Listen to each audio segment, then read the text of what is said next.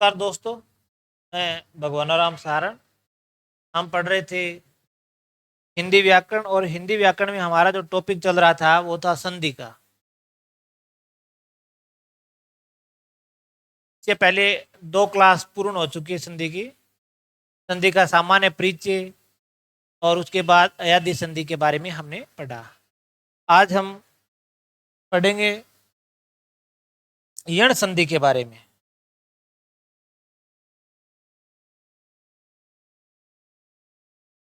आज संधि कौन सी है? यण संधि।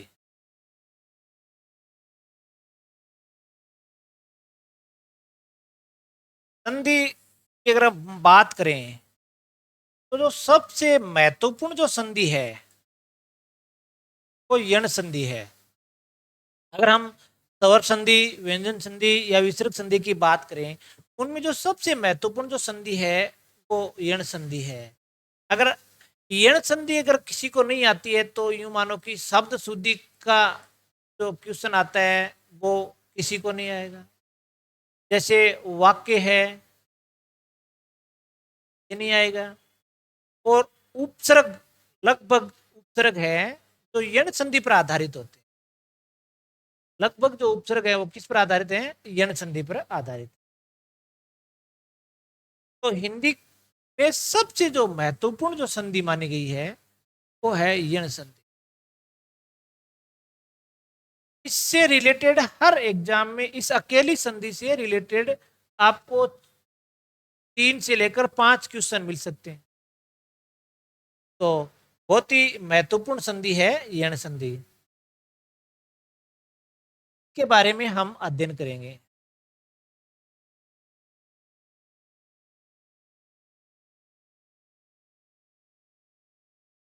अगर इसकी परिभाषा की बात करें, सामान्य परिभाषा की अगर बात करें हम,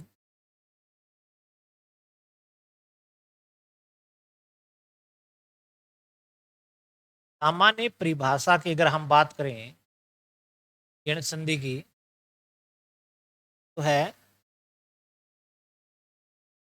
तब ई ई उ उ तथा री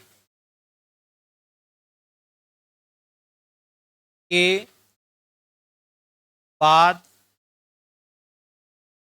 ई ई उ तथा री के बाद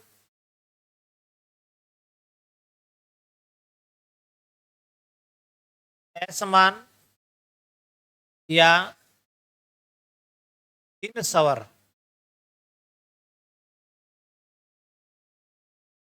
आने पर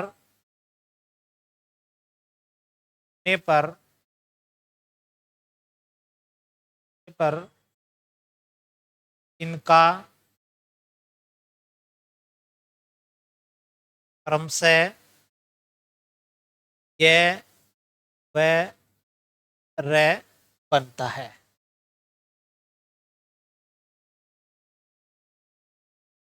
ये रे, ये व और रे बनता है। यानी जब ई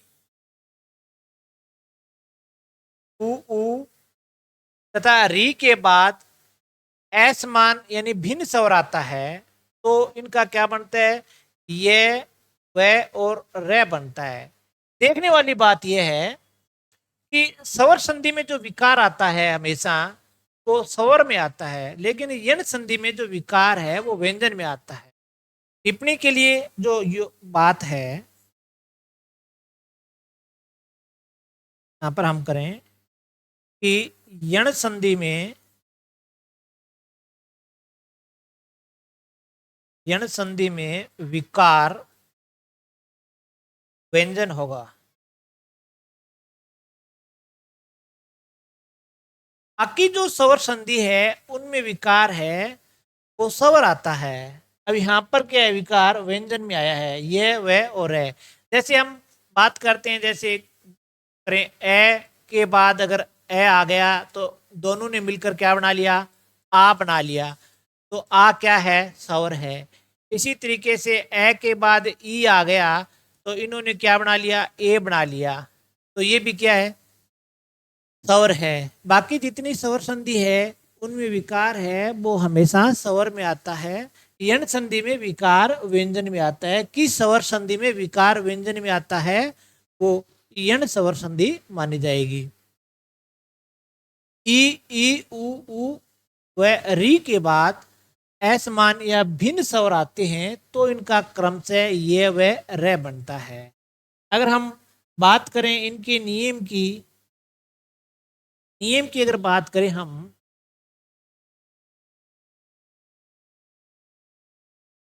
नियम की अगर बात करें तो पहला जो नियम है वो ये है, ई ई के बाद क्या आएगा, असमान, असमान या भिन्न स्वर, भिन्न स्वर, असमान या भिन्न स्वर आएगा। तो ये जो ई और ई है इनसे ये बनेगा, ये हलंत में बनेगा। और प्लस में क्या होगी, यहां पर जो स्वर होगा उसकी जो मात्रा होगी, स्वर की जो मात्रा है, स्वर की मात्रा इसमें जुड़ जाएगी। यानी ई और ई के बाद असमान यानी भिन्न स्वर आएगा तो ई और ई से तो ये बनेगा। यहां पर जो स्वर आता है भिन्न स्वर उसकी जो मात्रा है वो इस ए के अंदर प्लस हो जाएगी। दूसरा अगर नियम हम देखें वो है ऊ और ऊ के बाद असमान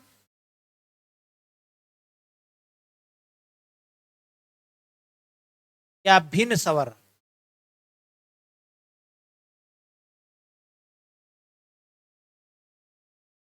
आते हैं तो इनसे क्या बनेगा, इनसे बनेगा वह। और जो यहां पर जो स्वर की मात्रा है, स्वर की मात्रा वो यहां पर प्लस हो जाएगी। 3 नंबर है री, री के बाद अगर भिन्न स्वर आता है या असमान स्वर या भिन्न स्वर कह सकते हो,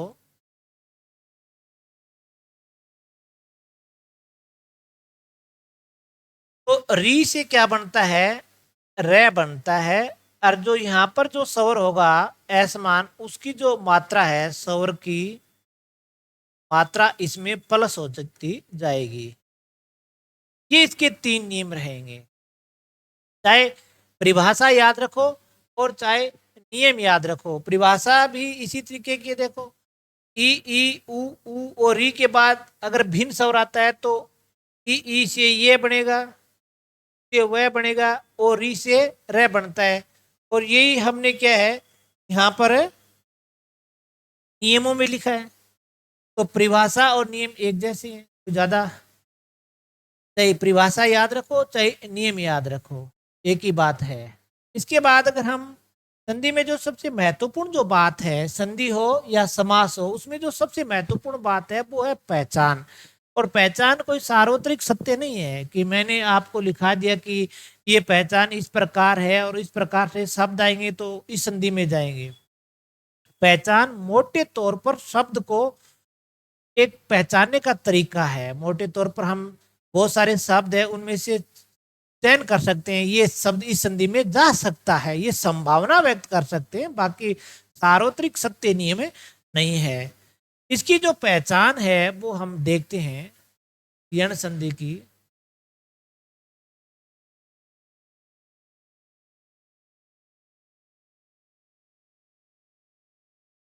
तब किसी तब किसी शब्द में तब किसी शब्द में ये वह दिखाई देता है, दिखाई देता है तथा से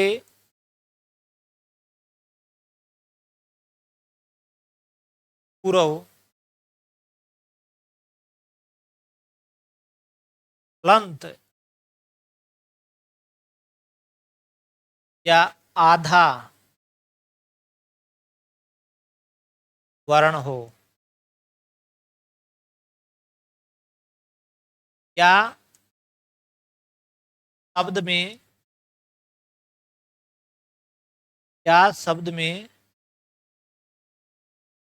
तरह दिखाई देता हो, तरह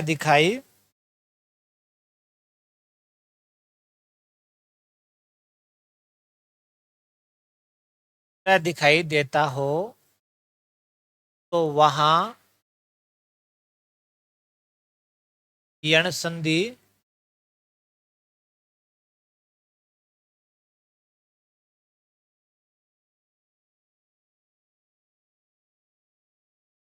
यण संधि मानी जाती है।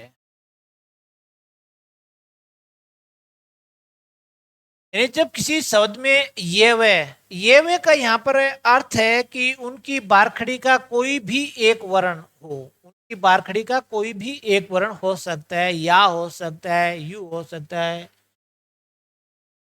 इनसे पूर्व क्या मिलेगा आपको? हलंत यानी आधा वर्ण मिलेगा। अगर ये वे से पूर्व अगर हलंत वर्ण नहीं है तो आप ये कह सकते हो कि वहां पर यण संधि नहीं होगी।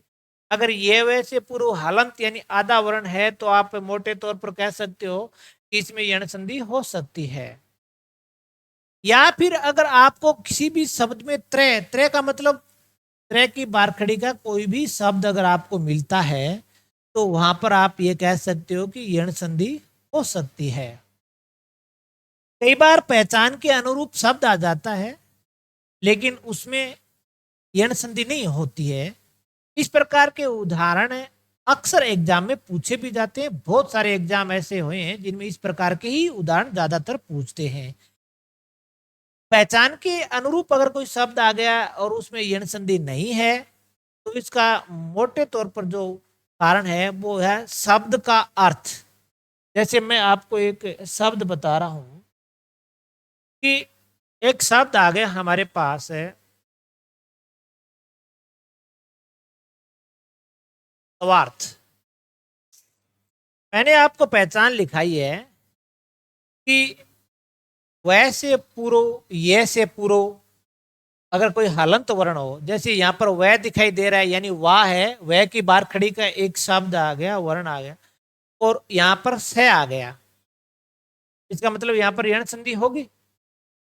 हम मोटे तौर पर पहचान कर सकते हैं कि हो सकती है, लेकिन जब हम इसके टुकड़े करते हैं इस शब्द के, तो इस शब्द के टुकड़े करेंगे हम, जैसे एक शब्द बनेगा ये टूटेगा तो सू, और यहां पर आ की मात्रा है तो क्या बचा? तो आपको पता है कि सु प्लस आर्थ बना है। आर्थ कोई शब्द ही नहीं है, आर्थ कोई शब्द नहीं होता है, शब्द होता है मूल में अर्थ। तो ये इसकी एक बहुत बड़ी पहचान है। अगर हमें ये लगे कि इस शब्द में यण संधि की पहचान है और हम उसको यण संधि से टुकड़े करते हैं तो जो दूसरा जो शब्द यहां पर बनता है शब्द अटपटा बनेगा। जैसे यहां पर अर्थ, मूल शब्द अर्थ होता है लेकिन बना क्या है? अर्थ। तो इसका मतलब अर्थ तो कोई शब्द नहीं है, तो इस शब्द में यण संधि नहीं है। के भी आपको मिल जाएंगे जिसके टुकड़े भी इसी तरीके से होंगे। जैसे एक शब्द मेरे सामने है, तो देख लेते हैं। इसके हम अगर टुकड़े करें, स्व प्लस अर्थ है, स्व प्लस अर्थ है, ए और ए मिलकर यहां पर क्या बना लिया? आ। तो स्वार्थ का मतलब क्या होता है? अपना अर्थ। तो यहाँ स्वयं का अर्थ क्या हो गया? अपना, और अर्थ का मतलब अभिप्राय।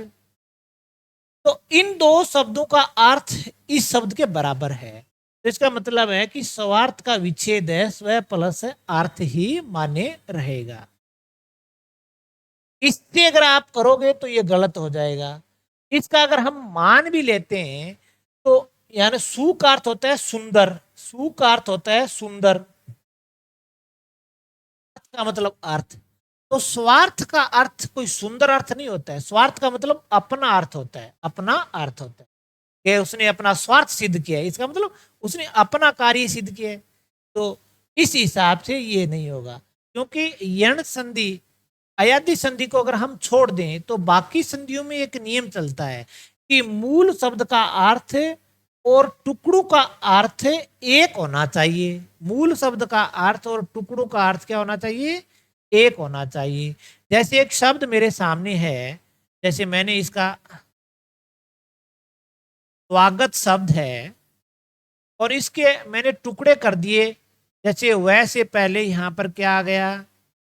वैसे पहले यहां पर हलंत वर्ण आ गया, तो मैंने इसके टुकड़े कर दिए सु प्लस आगत है, सु प्लस आगत है। और एक मैंने इसके टुकड़े कर दिए स्व प्लस आगत। दोनों टुकड़े सही हैं, नियम के अकॉर्डिंग दोनों टुकड़े सही हैं। इनके इस शब्द के टुकड़े दो तरीके से हो सकते हैं और दोनों तरीके बिल्कुल सही हैं। अब ये तो यण संधि से किया है मैंने, और ये मैंने दीर्घ संधि से किया है। अब इसमें संधि कौन सी है, ये समस्या है कि यहां पर वह में ए की मात्रा है और आगे क्या गया? आ गया। ए और आ मिलकर क्या बना लिया? आ, स्वागत बन गया। यहां पर ऊ के बाद क्या आ गया? स में किसकी मात्रा है? ऊ, ऊ के बाद आ, असमान स्वर आ गया, तो ऊ से क्या बन गया? वह बन गया, और वह में आ की मात्रा लग गई, वाह बन गया। अब यहां पर क्या है कि दोनों ही शब्द अगर हम तोड़ेंगे और जोड़ेंगे, विच्छेद करेंगे और संधि करेंगे, तो दो संधियों से कर सकते हैं। लेकिन संधि इसमें कौन सी हो? स्वागत का अर्थ क्या होता है? यहां पर देखो, स्व मीन्स अपना, खुद का, आगत मीन्स आना। अब स्वागत में कोई खुद का करता है या किसी का सुंदर आगत होता है, तब हम किसी का स्वागत करते हैं। खुद का नहीं होता है स्वागत, हम स्वयं का थोड़ी करते हैं। हमारे यहाँ पर कोई सुंदर आगत होता है, कोई आता है, तो हम उसका स्वागत है करते हैं। तो इन दो शब्दों का अर्थ इसके बराबर है। तो इसका मतलब है कि स्वागत में कौन सी संधि मान्य है? यण संधि, दीर्घ संधि मान्य नहीं है। इसी तरीके से यहां पर कौन सी संधि मान्य है? दीर्घ संधि, यण संधि नहीं है। ये पहचान में कंफ्यूज रहेगा। जैसे मैं एक और शब्द आपको बताता हूं। जैसे एक शब्द आ गया मेरे सामने, सत्याग्रह। इसको मैंने अगर यण संधि से टुकड़े किए तो सती प्लस आग्रह, और इसको दीर्घ संधि से तोड़े हैं तो क्या हो गया? सत्य प्लस आग्रह। सत्याग्रह के मैंने दो प्रकार से टुकड़े किए और दोनों बिल्कुल सही है, कोई मात्रा कम या ज्यादा नहीं है, बिल्कुल एक्टिव मात्रा है। सती प्लस आग्रह, यण संधि से है, सत्य प्लस आग्रह। अब आपको ये देखना है कि इसमें यण संधि है या दीर्घ संधि है। सत्याग्रह का अर्थ क्या आता है कि सत्य के लिए आग्रह है या सत्य के लिए आग्रह है। ये महात्मा गांधी ने सत्याग्रह शुरू किया था, तो सत्य के लिए आग्रह किया था या सत्य होने के लिए? तो महात्मा गांधी ने तो सत्य होने के लिए किया। तो इसका अर्थ है कि इन दो शब्दों का अर्थ इस शब्द के बराबर है। तो इसमें कौन सी संधि होगी? दीर्घ संधि। इसमें कौन सी संधि है? दीर्घ। यण संधि नहीं है। तो कई बार इस प्रकार के शब्द आएंगे आपके सामने कि दीर्घ संधि है या यण संधि है, या तो जैसे हम किसी शब्द के टुकड़े करेंगे, जैसे ये शब्द मैंने लिखा था यहाँ पर है स्वार्थ है, अगर आपने यण संधि से टुकड़े किए सु प्लस यहाँ पर क्या बच गया आर्थ, तो आपको पता है कि आर्थ कोई शब्द नहीं है, तो इसमें यण संधि नहीं होगी।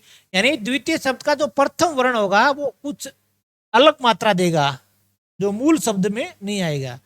और या फिर आपको ये देखना है कि मूल शब्द का अर्थ और टुकड़ों का अर्थ एक जैसा किसका है, तो वही उसमें संधि मानी जाएगी।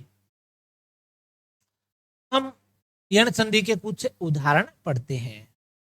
पहला जो नियम था हमारा यण संधि का, वो नियम ये था कि ई और ई प्लस में क्या आएगा असमान, असमान स्वर या भिन्न स्वर, एक ही बात है। तो ई और ई से क्या बन जाएगा ये, और ये जो मात्रा है यहाँ पर स्वर की मात्रा इसमें प्लस हो जाएगी, स्वर की मात्रा यहाँ पर क्या हो जाएगी प्लस से हो जाएगी। अब हम इसे समझते कुछ उदाहरण देखते हैं। जैसे पहले सबसे पहले मैं एक उदाहरण लिखता हूं यहाँ पर,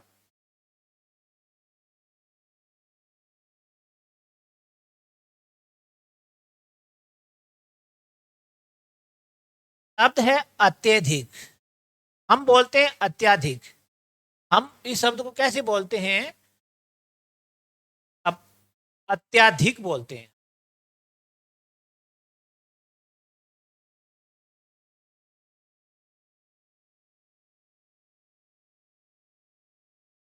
अब इनमें से शुद्ध और अशुद्ध कौन सा है ये भी पता चल जाएगा। तो सबसे पहले हमें शब्द की पहचान देखनी है। शब्द की पहचान क्या है, ये है और ये से पूर्व क्या आ गया हलंत वर्ण आ गया, ये से पूर्व क्या आ गया हलंत। तो पहला जो स्टेप रहेगा हमारा वो ये है कि हलंत वर्ण है वहां तक शब्द को आप तोड़ दो, क्योंकि शब्द को तोड़ना कहां से है जहां पहचान मिलती है हमें। और पहचान क्या है, शब्द कोई भी संधि हो जो पहचान होगी उसको आप दो भागों में डिवाइड करोगे, विभाजित करोगे, आदि पहचान इधर आदि पहचान इधर। अब यहां पर पहचान ये और तय है कि ये से पूर्व क्या मिल गया आपको हलंत वर्ण, तो आधा वर्ण शब्द अलग लिख दिया और बाकी शब्द है वो अलग लिख दो, ये बच गया और ये हो गया आपका पहला कार्य। अगर आपको यण संधि की पहचान मिल रही है तो आप इस प्रकार से शब्द को तोड़ोगे कि जो पहचान है हलंत वर्ण आप अलग लिखोगे और हलंत वर्ण से आगे शब्द अलग लिखोगे। अब नंबर 2 जो स्टेप रहेगी हमारी वो ये है, जो द्वितीय शब्द है हमारा उसका प्रथम वर्ण हमें गायब करना है, ये याद रखोगे आप। द्वितीय शब्द यहां पर ये है और ये में किसकी मात्रा है ए की मात्रा है, तो इसका मतलब है प्रथम वर्ण कौन सा है ये है यहां पर, यानी द्वितीय शब्द का प्रथम वर्ण गायब करना आपको। तो ये गायब हो जाएगा, ये गायब होते ही आपके पास क्या बच गया ए बच गया, तो बच्चा शब्द क्या यहां पर है अधिक।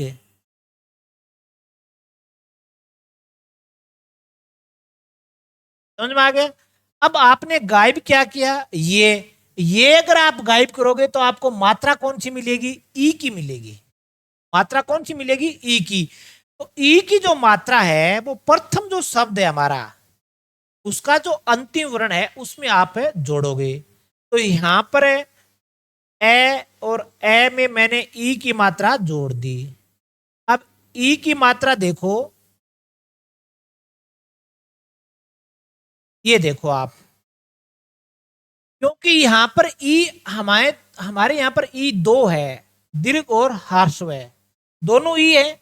अब कौन सी मात्रा मिली है आपको, ये संधि का नियम फाइनल नहीं करता है कि आपको ह्रस्व ई मिली है या दीर्घ ई मिली है। ये इस नियम में फाइनल नहीं है, क्योंकि इस नियम में दो दो मात्रा एक साथ चल रही है। तो ये तो आपका शब्दकोश अच्छा होना चाहिए कि यहां पर जो शब्द बना, जैसे ई की मात्रा मैंने तय में लगाई, शब्द क्या बना, अति। अति के अंदर ई ह्रस्व आती है या दीर्घ आती है, वो तो आपका शब्दकोश अच्छा होना चाहिए।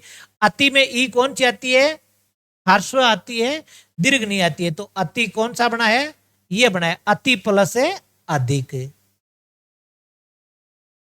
अत्यधिक का क्या बन गया, अति प्लस अधिक। और यहां पर देखो, अगर शब्द शुद्धि में ये शब्द आ गया अत्याधिक, अब आप कंफ्यूज हो जाओ, क्योंकि शब्द शुद्धि के अंदर हम कितने शब्दों को रट सकते हैं, 1, 10, 50, 100, 200।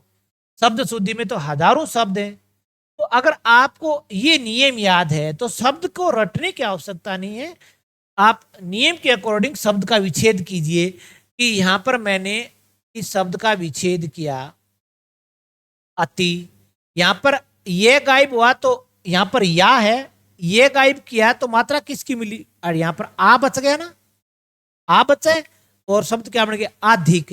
अब आपको पता है कि अधिक तो कोई शब्द नहीं होता है, शब्द तो क्या होता है, अधिक होता है। इसका अर्थ है ये शब्द शब्द शुद्धि की दृष्टि से गलत है। अब यहां पर शब्द बन गया हमारा अति प्लस अधिक, अति प्लस अधिक। अब किसी ने आपको कह दिया कि पेपर में आ गया कि इस शब्द का संधि कीजिए, संधि का अर्थ है इस शब्द को जोड़ो। तो जोड़ना बहुत आसान है कि प्रथम जो शब्द है ई, प्रथम शब्द का अंतिम वर्ण क्या है, ई, और द्वितीय शब्द का प्रथम वर्ण क्या है, ए। तो ई के बाद क्या आ गया, ए आ गया। तो ई से क्या बन जाएगा, ये बन जाएगा। ई से क्या बन जाएगा, ये बन जाएगा। क्योंकि ई के बाद ए समान है, इसलिए ई से क्या बन गया, ये बन गया, और ये मात्रा इसमें प्लस हो जाएगी। अब यहां पर क्या बचा, ए में से क्या ई चला गया, तो तय क्या बच गया, हलंत। अब इसकी मात्रा पूरी हो सकती है अगर यहां पर जो विकार, अगर ये जो विकार हमारा स्वर में आता तो यहां पर तय की मात्रा पूरी हो जाती। लेकिन यहां पर विकार किस में आया है, व्यंजन आया है। यहां पर विकार किसका आया है, व्यंजन में आया है। तो इसलिए तय की, क्योंकि व्यंजन ये के पास तो मात्रा है ही नहीं, वो तो खुद मात्रा दूसरे से ग्रहण कर रहा है, ए को ग्रहण किया है, और बाकी शब्द क्या बच गया, दिख। इसीलिए कहा जाता है कि यण संधि में जो विकार है वो व्यंजन में आता है। विकार किस में आता है, व्यंजन में आता है। हम कुछ एक और शब्द देखें। जैसे एक शब्द आ गया मेरे सामने, अत्याचार। वही नियम रहेगा हमारा कि हलंत जो वर्ण है उसको अलग करो। पहचान हमारी ये से पहले क्या आ गया, तय, और पहचान के बाद याचार। पहला स्टेप। दूसरा स्टेप ये है कि द्वितीय शब्द का प्रथम वर्ण गायब कर दो। यहां पर ये को गायब किया तो बचा क्या, आचार। अब ये को गायब करोगे तो आपको मात्रा कौन सी मिलेगी, ई की। अब यहां पर ई की मात्रा लगाओगे तो अति प्लस है आचार। कोई कंफ्यूज नहीं है, बहुत ही आसान है, दिक्कत है भी नहीं। जैसे एक शब्द आ गया, जैसे प्रत्येक। आपको कहे कि शब्द को तोड़ो, तो तोड़े कहां से, पहचान क्या है आपके पास, ये से पहले क्या आ गया, तय आ गया। ये से पहले क्या आ गया, तय। तो वही बात, पहला स्टेप क्या है, पहचान तक शब्द को तोड़ दो, और आगे एक। दूसरा स्टेप क्या है कि प्रथम वर्ण गायब कर दो। ये को गायब किया तो यहां पर एक ही मात्रा है तो ए बच गया, एक। और ये को गायब किया तो आपको मात्रा किसकी मिली, ई की। तो ई की मात्रा प्रति प्लस है एक। अब प्रति में ई की मात्रा ह्रस्व आएगी, दीर्घ आएगी, वो तो आपका शब्दकोश से अच्छा होना चाहिए। बिना शब्दकोश के ये काम है नहीं चलेगा। शब्दकोश जिसका अच्छा है वो तो ठीक है। अब जैसे एक शब्द आ गया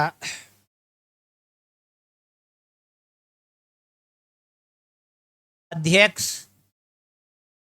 अब यहाँ पर क्या है, ये से पहले हलंत वर्ण आ गया तो आपको बस वही बात है, हलंत को आप अलग करो,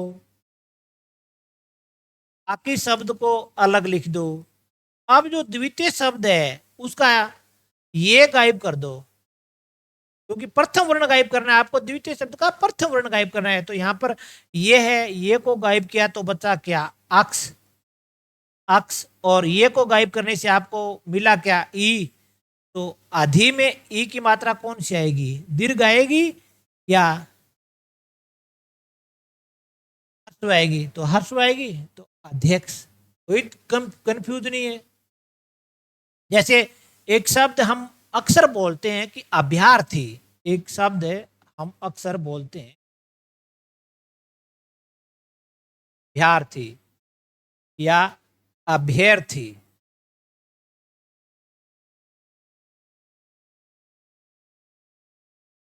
यहां पर देखो, ये से पहले किस में आ गया, है हलंत है, तो जो हलंत है उसे आप अलग लिखो और बाकी शब्द को येर्थी। अब द्वितीय शब्द का प्रथम वर्ण है वो आप गायब कर सकते हैं, तो गायब किया तो यहां पर बचा ए और शब्द बच गया अर्थी। ये को गायब किया तो आपको मात्रा किसकी मिली, ई की, तो शब्द बन गया अभी प्लस अर्थी। शब्द क्या बन गया, अभी प्लस अर्थी। अब यहां हम बोलते क्या है, अब अभ्यर्थी सही है कि अभ्यार्थी सही है, कंफ्यूज हो जाते हैं। एग्जाम में इस प्रकार के साधारण से साधारण शब्द शुद्धि के प्रश्न आते हैं और गलत हो जाते हैं, क्योंकि हम शब्द को रट कर जाते हैं और रटने से शब्द सही नहीं होंगे। अब यहाँ पर आप कंफ्यूज मत हो, नियम के अकॉर्डिंग आप इसके टुकड़े करो। शब्द क्या बना, अभी, और यहां पर या है तो इसका मतलब आ बचा, तो शब्द क्या बच गया, आर्थी। अब आपको पता होना चाहिए कि आर्थी तो कोई मूल शब्द है ही नहीं, मूल शब्द होता है आर्थी। इसका मतलब द्वितीय शब्द का प्रथम जो वर्ण आएगा वो यहां पर कुछ अटपटा, जिसकी या तो मात्रा कम होगी या मात्रा अधिक होगी। तो मूल शब्द तो होता है अर्थी, तो आर्थी कोई शब्द नहीं है, तो इसका मतलब ये गलत है और ये सही है। इस प्रकार के बहुत सारे आपको उदाहरण मिल जाएंगे। जैसे हम बात करें एक व्याप्त, तो यहां पर क्या है कि ये से पूर्व, अब इसको शब्द को हम इस प्रकार से बोलते हैं, पे, फिर रे, या, यानी ऊपर जो हलंत जो रे है वो किससे पहले बोला जाएगा, ये से पहले बोला जाएगा। तो जो हलंत, ये से पहले हलंत रे आ गया है, और फिर शब्द क्या बच गया, यापत। अब द्वितीय जो शब्द है उसका प्रथम वर्ण हमें गायब करना है, तो ए को गायब कर दिया, ये को गायब किया तो आपत, और ये को गायब किया, मात्रा मिली आपको ई की, तो प्री प्लस है, क्योंकि प्री के अंदर क्या आता है, प्री के अंदर मात्रा आती है। इसी तरीके से जैसे एक शब्द आ गया, मैं यहां पर जैसे शब्द आ गया अक्षी प्लस आगमन, इसी शब्द को संधि करनी है, तो यहां पर प्रथम जो शब्द है इसका अंतिम वर्ण क्या है, ई, और जो द्वितीय शब्द है का प्रथम वर्ण क्या है, आ, ई के बाद आ असमान आ गया, तो ई से क्या बन गया, ये बन गया। अब यहां पर देखो से, फिर ख में से ई चला गया तो ख क्या बच गया, हलंत, तो ये लो हलंत। अब आगे क्या है कि जो विकार है वो भी व्यंजन में है और आ इसमें ऐड हो जाएगा, तो सख्यागमन। बहुत बढ़िया शब्द है, बहुत ही बढ़िया, एग्जाम की दृष्टि से महत्वपूर्ण शब्द है। जैसे एक शब्द आ गया एवी प्लस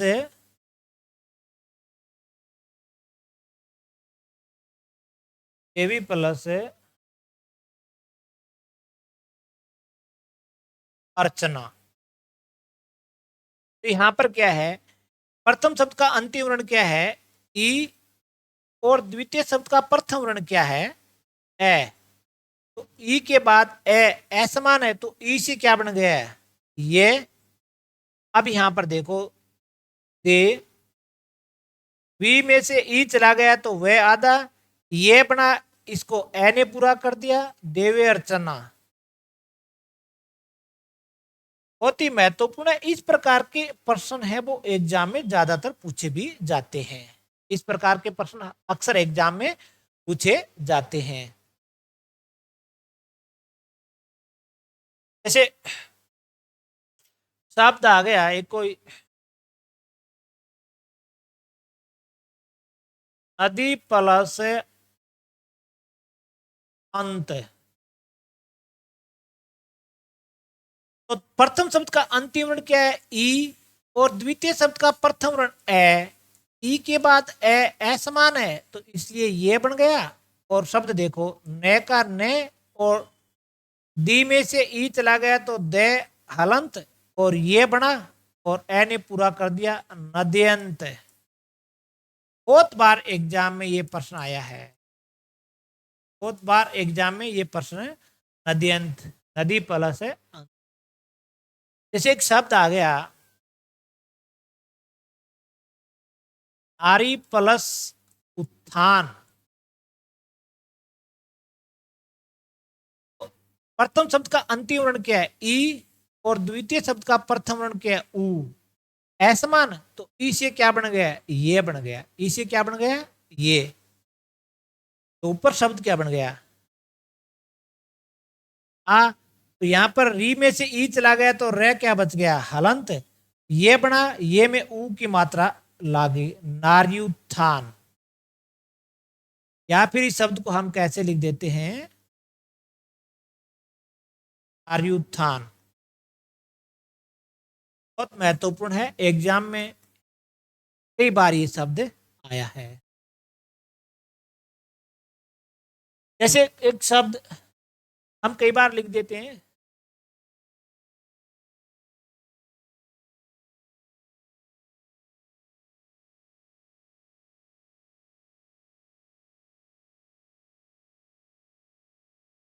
जैसे एक शब्द आता है जैसे परी प्लस अवेक्षक। यहां पर क्या है, ई, और ई के बाद क्या गया, ए। ई के बाद ए समान है, तो ये बन गया। यहां ऊपर क्या बन गया, पे, और री में से ई चला गया रे हलंत। यहां पर ये में ए की मात्रा,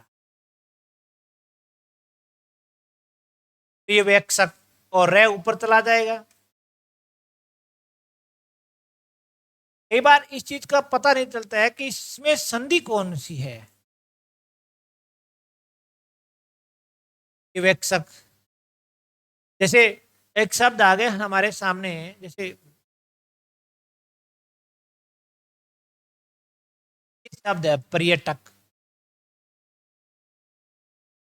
तो इसके टुकड़े कैसे, ये से पहले आ गया तो परी, और यहां पर देखो ये को गायब करोगे तो ए बच गया, अटक। प्री, प्री मीन्स चारों ओर, टक का मतलब घूमने वाला। जैसे एक शब्द आ गया पर्यटन, तो इसका क्या बन जाएगा, प्री प्लस अटन। तो अटन का अर्थ होता है क्षेत्र जहां पर घूमा जा सकता है, और पर्यटक उस क्षेत्र में घूमने वाला होता है। तो बहुत ही बढ़िया है दोनों शब्द, पर्यटक और पर्यटन दोनों में यण संधि है। जैसे हम और भी बहुत सारे शब्द ले सकते हैं। जैसे एक शब्द आ गया अभ्यास, आ गया तो इसका क्या हो जाएगा, अभी प्लस आस। जैसे एक इंसान के बारे में ले लेते हैं, जैसे व्यक्ति शब्द आ गया, इसका क्या हो जाएगा, वह से पहले वह आ गया तो वी प्लस यहाँ पर क्या है ए, अक्ति। तो इस तरीके से हम बहुत सारे उदाहरण इस संधि के कर सकते हैं। कहने का अर्थ ये है कि आपको कंफ्यूज होने की आवश्यकता नहीं है। आपके अगर नियम याद है तो आप आसानी से इन शब्दों को कर सकते हो। बाकी जो क्लास है, अगली क्लास में पढ़ेंगे हम। तब तक के लिए जय हिंद, जय भारत।